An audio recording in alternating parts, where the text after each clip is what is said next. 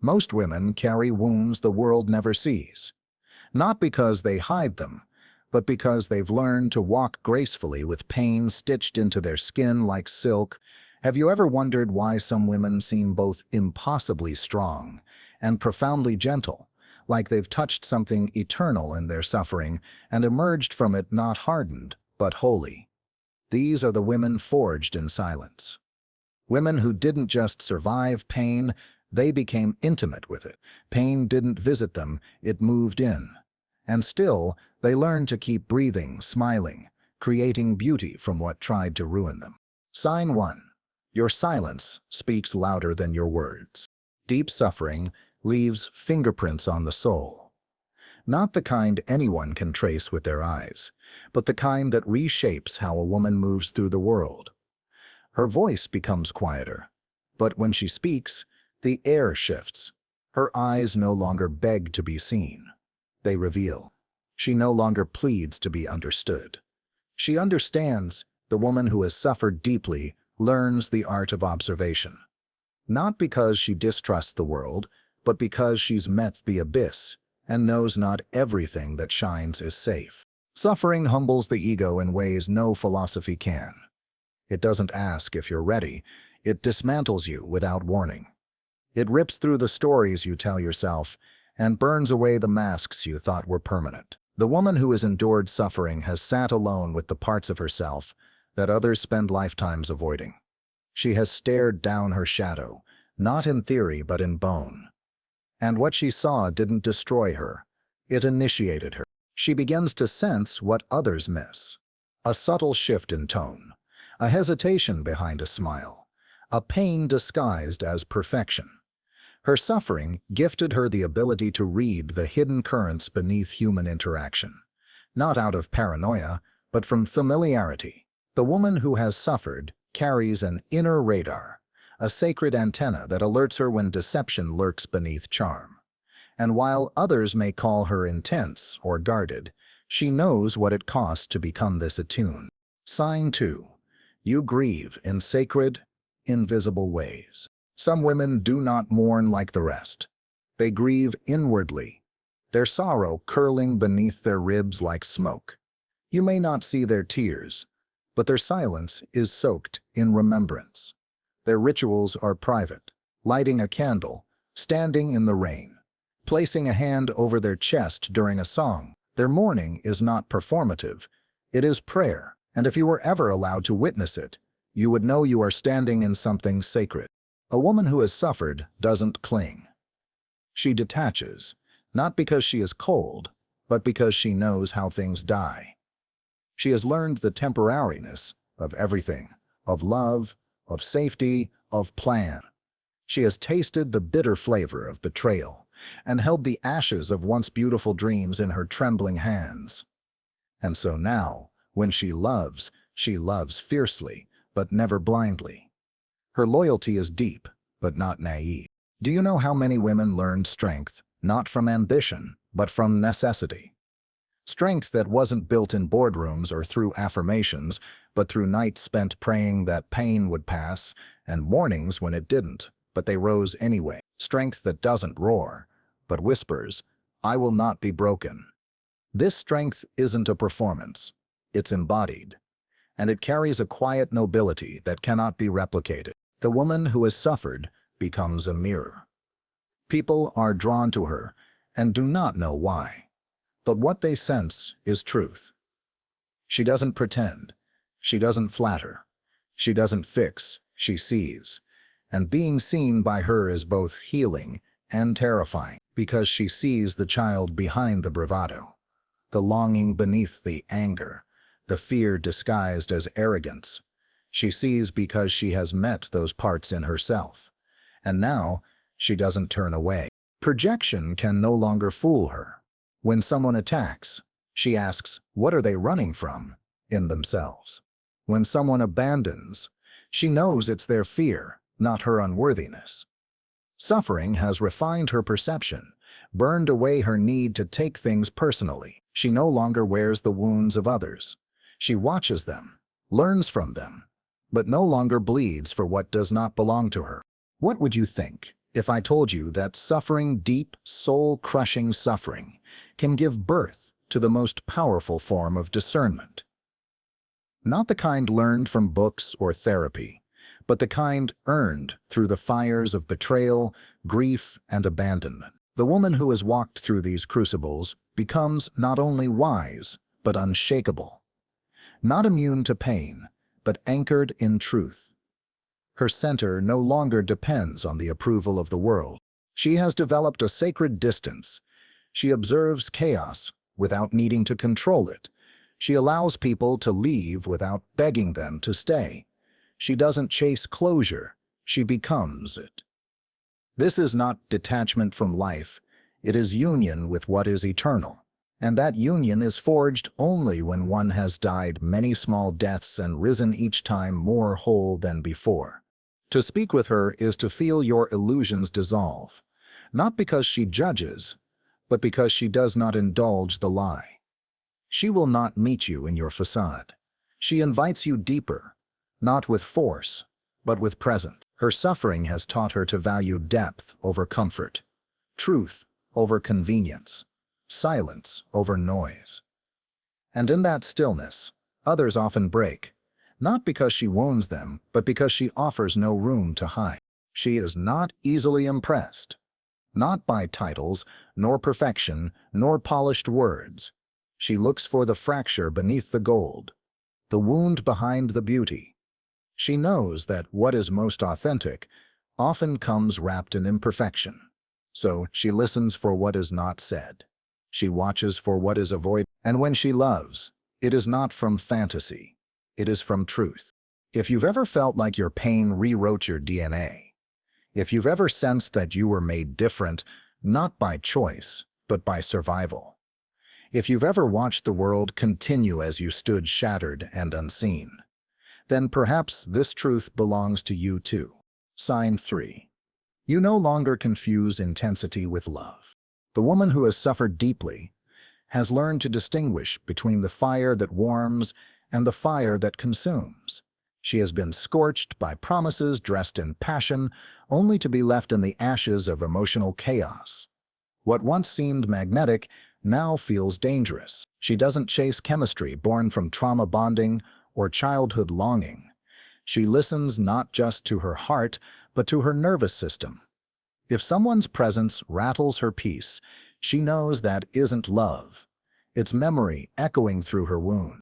There is a kind of loneliness that suffering teaches, a holy solitude that makes shallow connections unbearable. She no longer clings to the crowd, not because she thinks she's above them, but because noise no longer soothes her. She seeks stillness, like a cathedral, where her soul can breathe. There is a sacred patience in her that makes small talk feel foreign, even exhausting. She doesn't need to fill the silence. She knows the silence is often where the truth lives. She walks differently now, not hurried, not tentative, but deliberate. Each step is a testament. She doesn't hustle for space or shrink to fit. She no longer apologizes for her gravity, nor does she try to outshine anyone. Her light is not performative. It radiates from scars that have been kissed by awareness.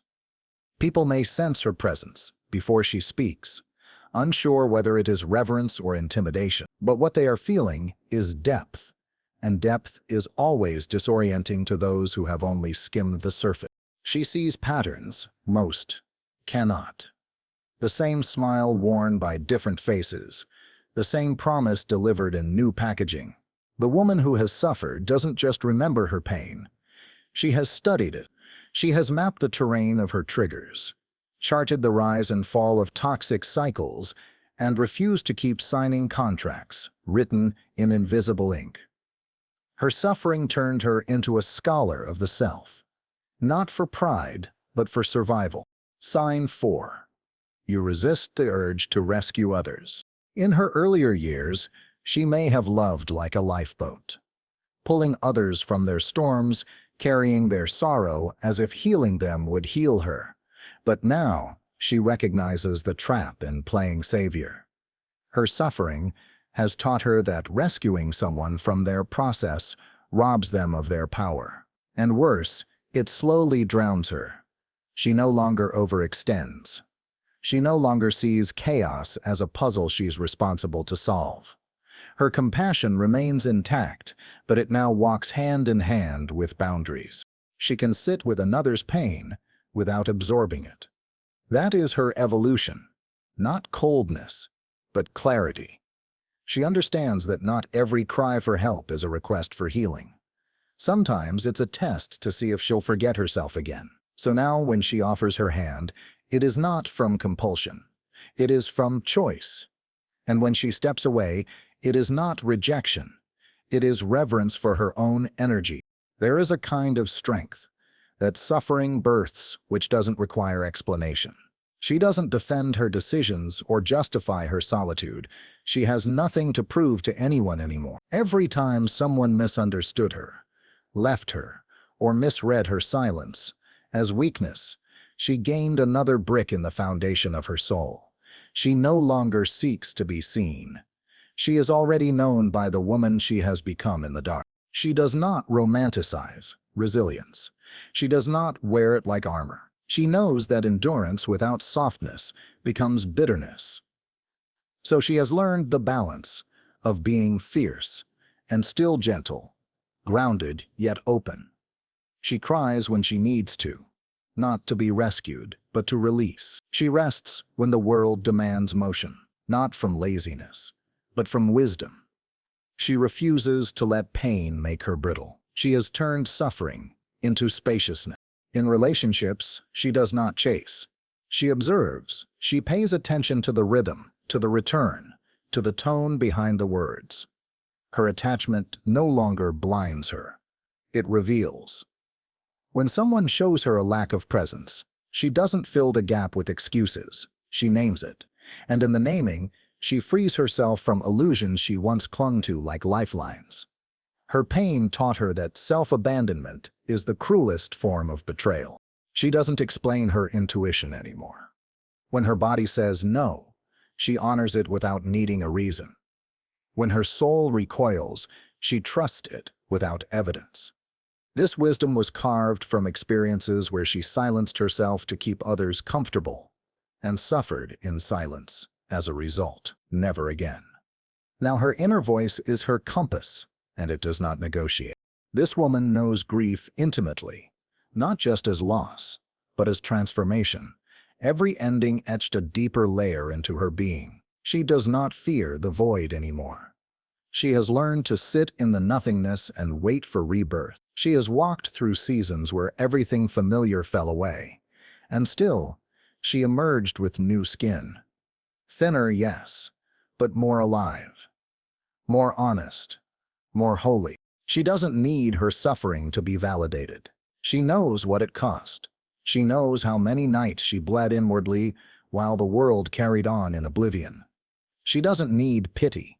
She doesn't even need understanding. All she needs is the freedom to live without pretending, and that she grants herself now daily. Sign 5.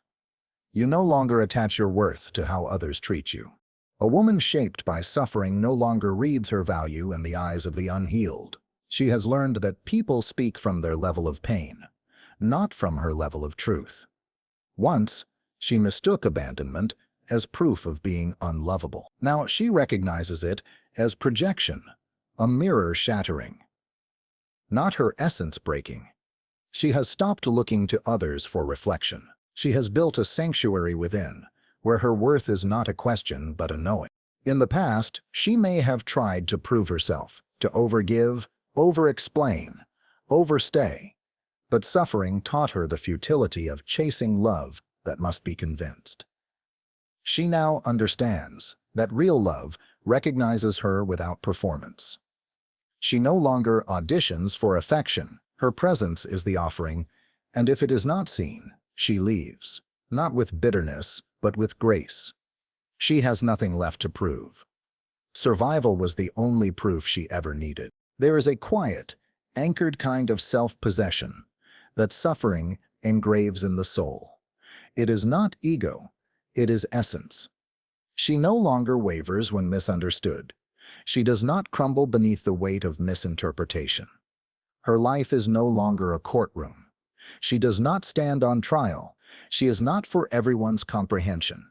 And she does not adjust herself to fit into the small minds of those who fear depth.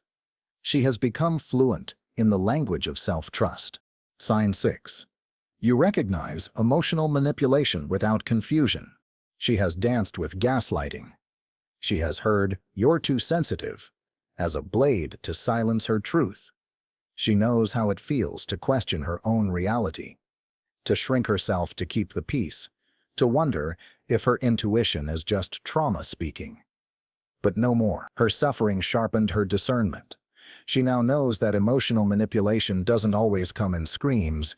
It often comes in smiles and silence, in subtle shifts designed to make her doubt her soul. She doesn't chase closure through chaos anymore. She recognizes that sometimes closure is not an answer, it's a boundary. She does not go back to explain herself one more time. She does not open doors that nearly killed her just to prove she was right. Her peace is too sacred now. If someone needed to misunderstand her in order to feel powerful, she lets them have that illusion. It is not her burden to correct another's denial. This woman is not impressed by charisma or charm. She listens for congruence. Do the words match the energy? Does the gaze hold integrity? She does not mistake intensity for intimacy anymore. She knows that some people seduce with attention to control, not to connect. She watches for patterns, not promises. And when something feels off, she no longer betrays herself to stay in the story. She leaves. Even when it hurts. She doesn't label herself as broken. She refuses to carry that narrative, no matter how much pain shaped her path. Instead, she calls herself rebuilt. Not in the image of others' expectations, but in the architecture of her own soul.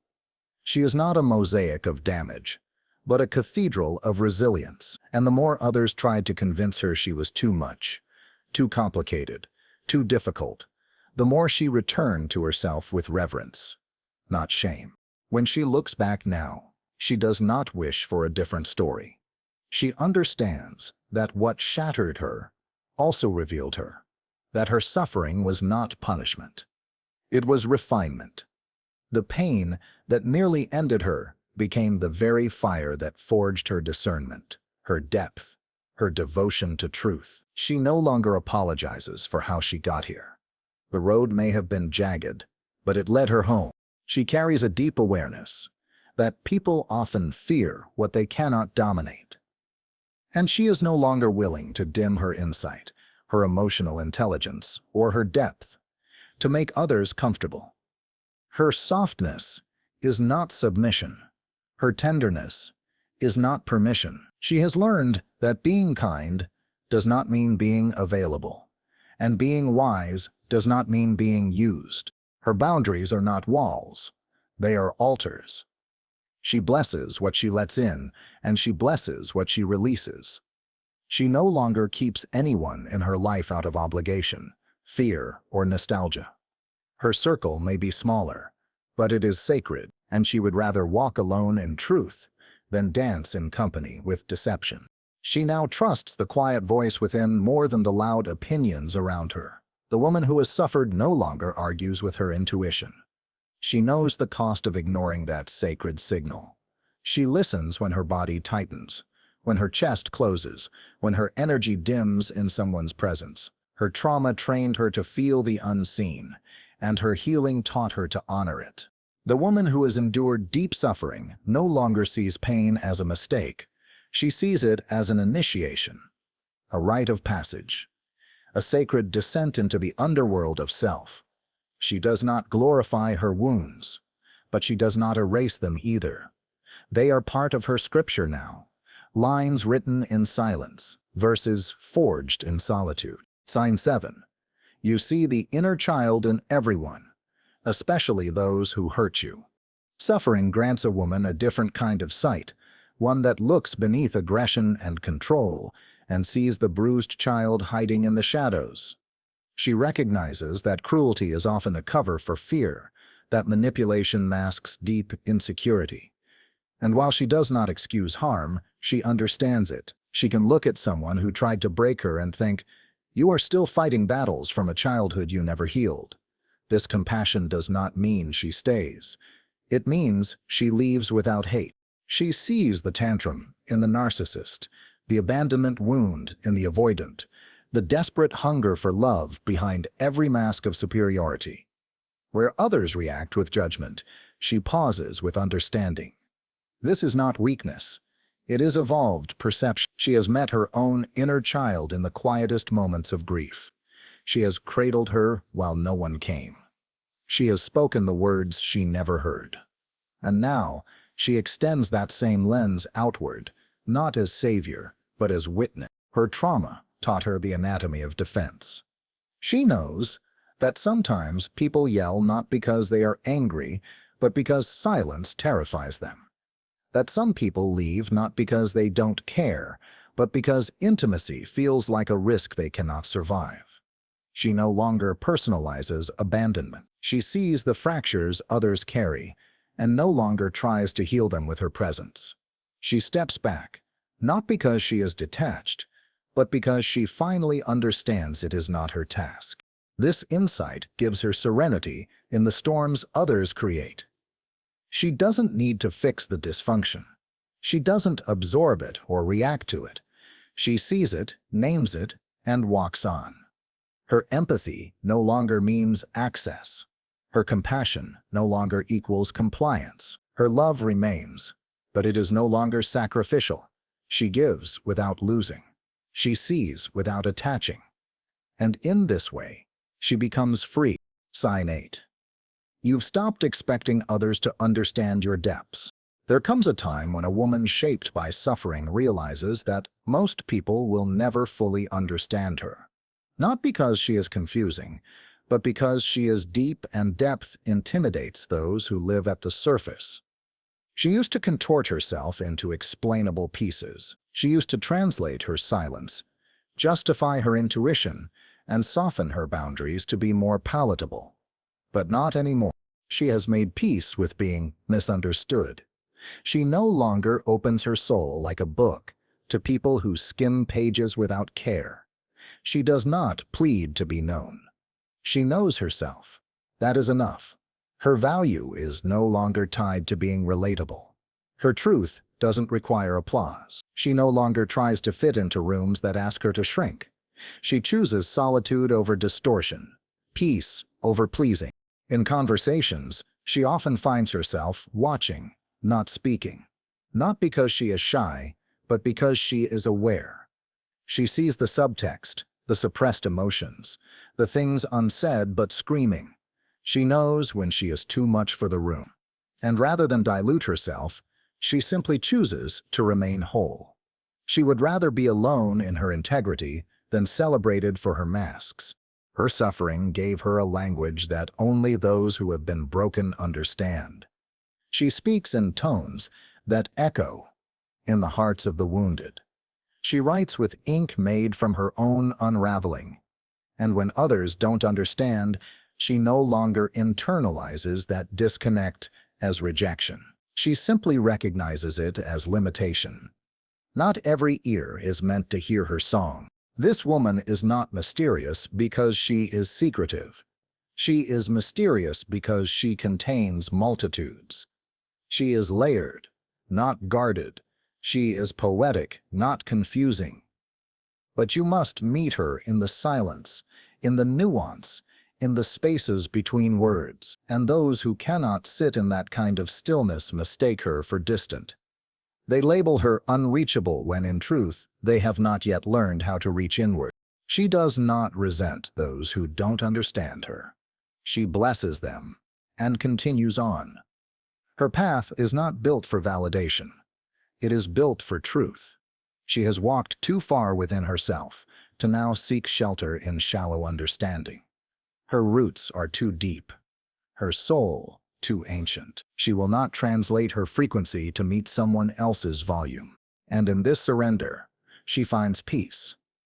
The woman who has endured suffering knows that being seen is a rare gift, not a right. She treasures those who truly understand her, but she no longer chases connection. She allows it to arise naturally, and if it doesn't, she lets it fall away with reverence, not regret. Sign 9. You've made peace with endings that never gave you closure. Some doors do not close gently. Some stories end mid-sentence, without apology or clarity. The woman who has suffered has learned to walk away from chaos, without needing a final word. She no longer digs through the rubble for explanations that will never come. She no longer burns her fingers trying to resurrect what collapsed long ago. Instead, she breathes. She allows what ended to remain sacred in its incompleteness.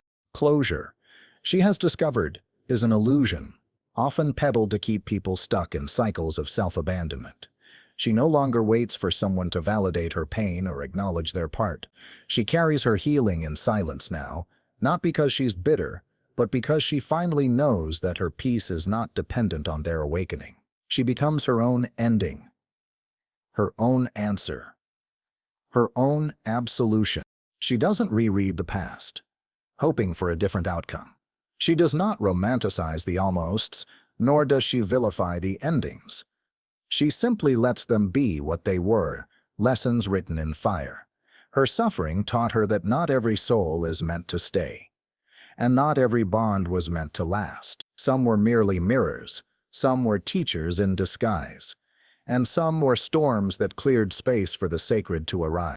She used to plead for clarity, begging the heavens to explain why certain people came only to vanish.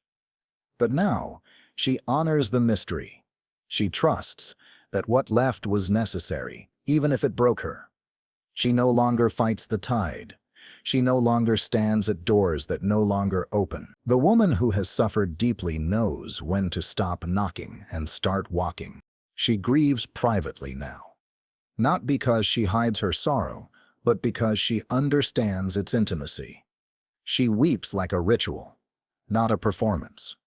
Her tears are not cries for help, they are acts of devotion.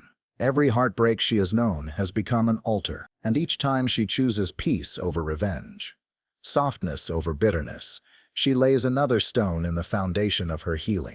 There is a kind of dignity in how she lets go. She doesn't announce her departure. She simply withdraws her energy, her presence, her investment, not to punish, but to preserve. She doesn't need to explain.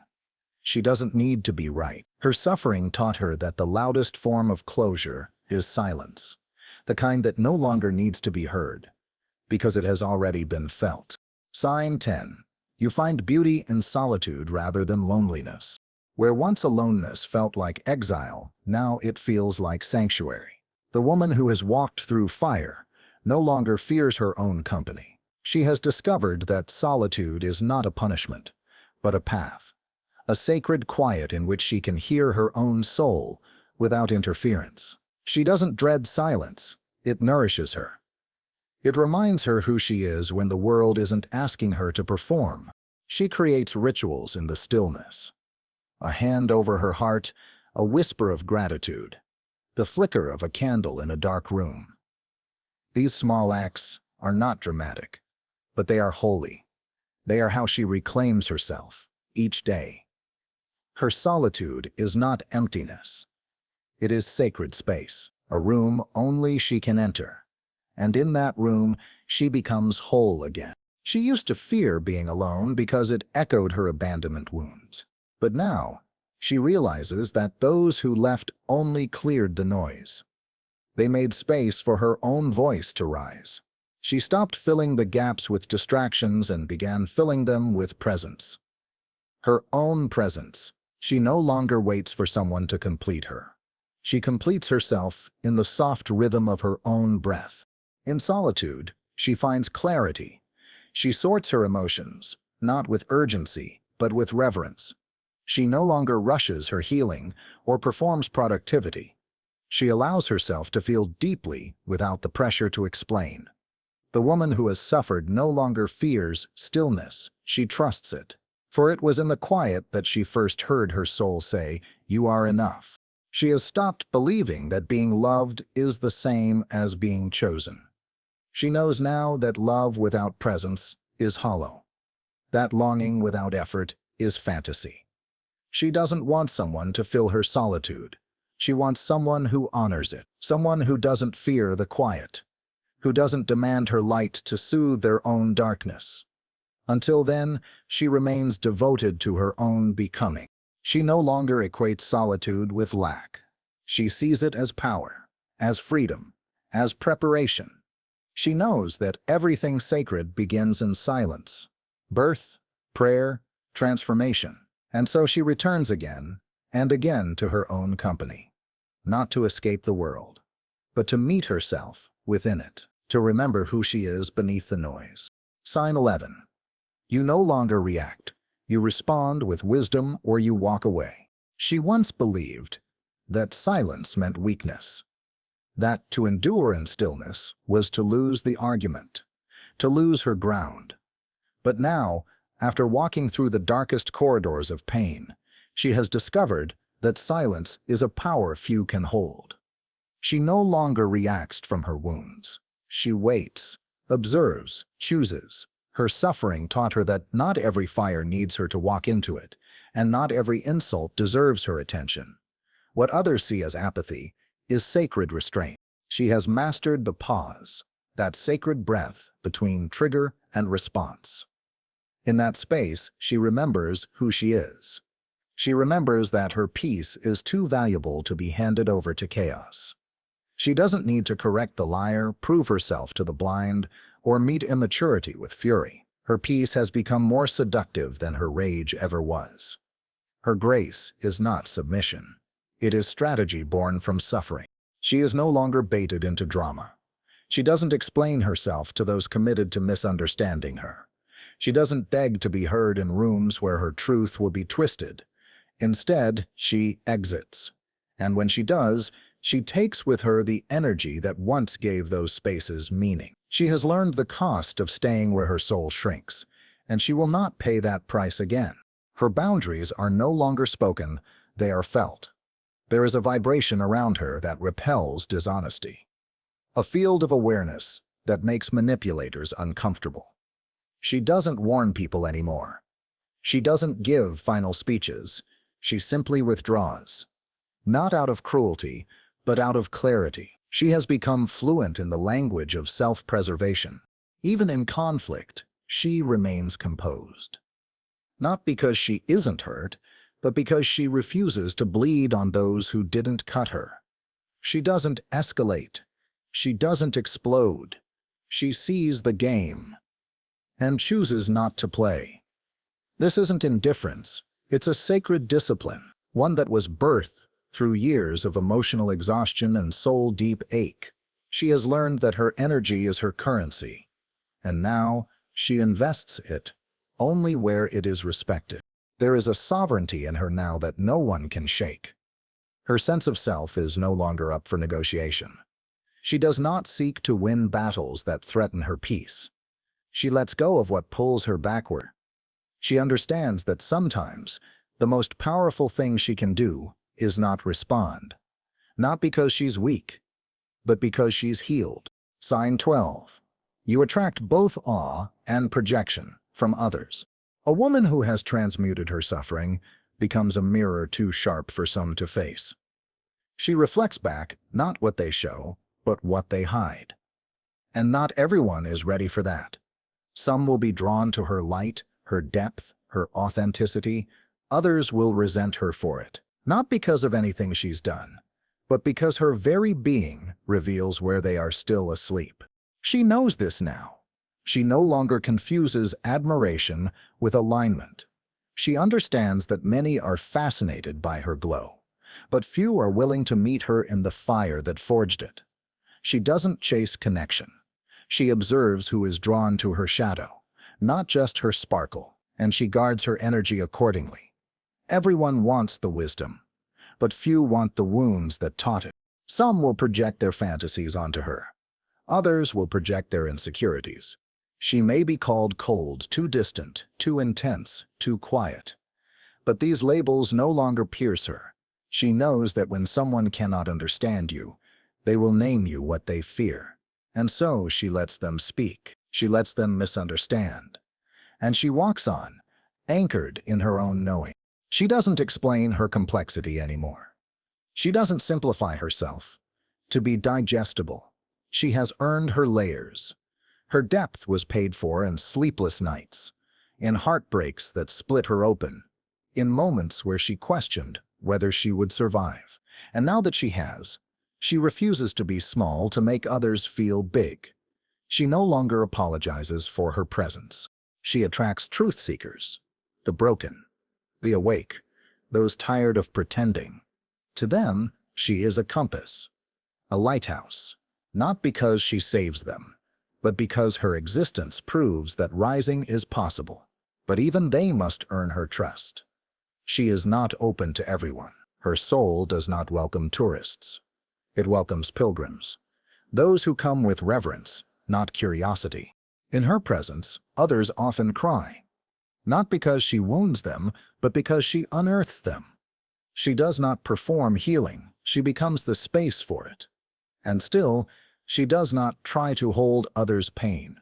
She lets them walk their own journey, just as she did. Because the woman who has suffered knows transformation is not something you give. It is something you choose. Sign 13. You've begun to live from your soul, not your survival. There is a moment, often unannounced, when a woman who has endured deep suffering no longer organizes her life around fear, no longer lives in reaction to what hurt her, no longer builds fortresses to guard her vulnerability. She begins instead to live from her essence, not from defense, but from devotion. Her soul becomes her compass, her joy, her birthright, her presence, an offering rather than a shield. This shift is subtle but sacred. Where once she planned every move for safety, she now chooses from desire. Where once she sought validation to confirm her worth, she now seeks alignment with her own truth. She moves slower now, not out of hesitation, but out of respect for what she carries. Her yes means something, her no even more. She does not betray herself to belong anymore.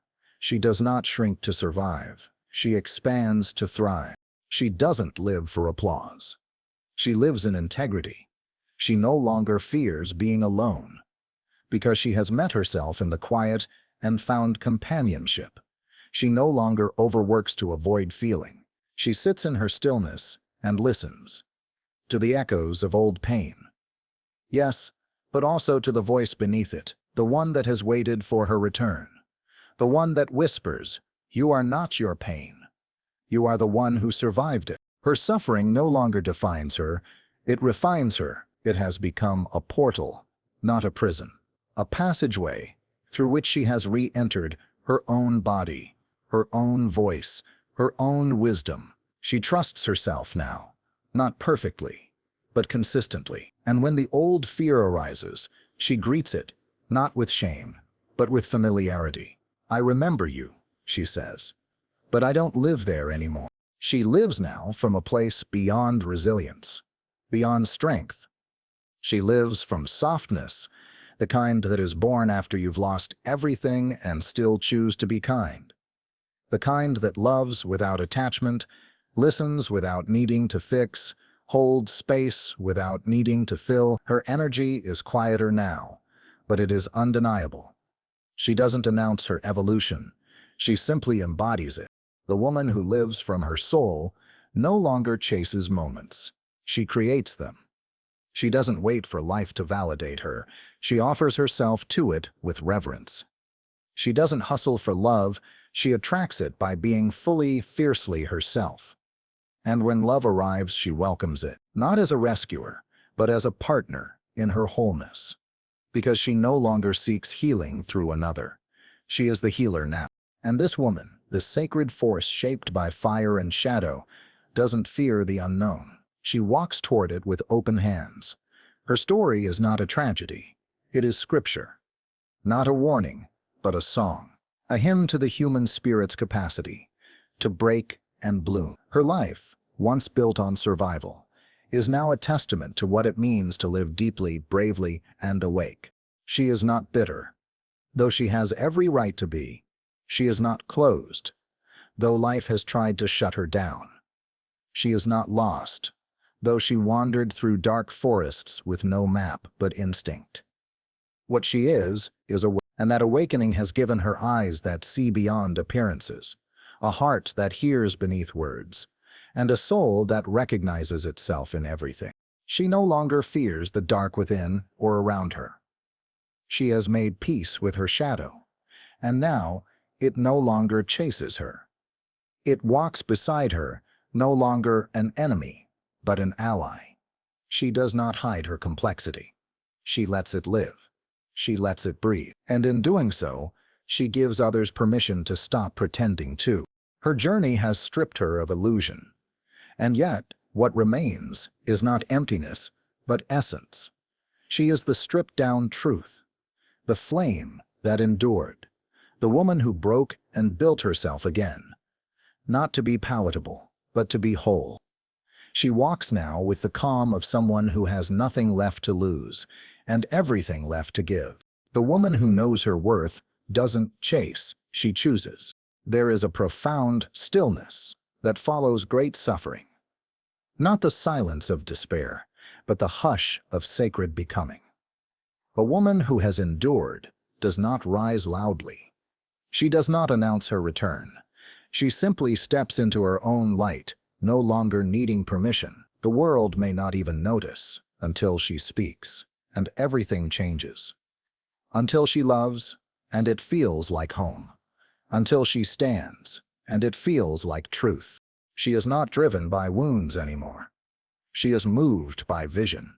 She doesn't chase healing like a finish line. She dances with it, knowing it unfolds in layers. She no longer tries to outrun her past, nor does she carry it like a curse. Instead, she holds it like a myth, a story that shaped her but no longer owns her. She is not what happened to her. She is what rose after. This woman has stopped asking, "What do they think of me?" and started asking, "Does this align with who I am becoming?" Her compass has shifted inward. The mirror is now her soul. She doesn't build a life to be admired. She builds a life to be lived, one where her energy is not fragmented but whole, where her yes is rooted and her no is final, where her joy is not borrowed. It is born from within. She forgives, not because others deserve it, but because she does. She doesn't hold grudges that burn her fingers. She sets them down like stones. She remembers the pain, but she no longer lets it sit at her table. Her boundaries are firm but soft. Her heart is open but guarded by wisdom. She knows now that love is not meant to erase you. It is meant to reflect you, hold you, choose you back. There are women who are loud in their transformation, but she is quiet. Not because she is unsure, but because certainty doesn't shout. Her life is no longer about proving anything. She is not available for the performance of perfection. She is devoted to the sacred imperfection of being human. She has stopped editing herself. She has stopped begging life to be gentle. She has simply learned to be strong in softness. She used to believe that one day it would all make sense. But now, she sees that life is not a riddle to solve. It's a rhythm to follow. And so she moves by intuition, by timing, by grace. She follows what feels holy. She says no to what feels heavy. She lives not from obligation, but from reverence, for her time, her body, her spirit. And in that reverence, she finds her rebirth. This woman no longer collapses when she is misunderstood. She no longer breaks when she is alone. She no longer questions her worth when love ends. She stands in truth, in grace, in fire, in light. She holds herself the way the world never could, and in that holding, she becomes the mother, the mentor, the mystic, the muse, everything she once sought in others. Her presence is now her power, not because she forces it, but because it simply is. She no longer defends it. She no longer dims it. She no longer fractures it to be more digestible. If her truth is too much, then let it be. She is no longer here to explain the sacred. She is here to embody it. Suffering made her tender. Tenderness made her wise, and wisdom made her free. She now walks through life like a poem made flesh, not because it's easy, but because it's honest. She no longer fears falling apart. She knows the gold is found in the breaking. She no longer fears walking away. She knows what waits on the other side of loss. She does not seek revenge. She seeks redemption, not for them, but for her soul. She redeems her voice, her space, her destiny. She rises not to show the world she survived, but to show herself she is reborn. And in that rising she calls other women home. Not to her, but to themselves. This is the woman who endured and became. Not better, but truer.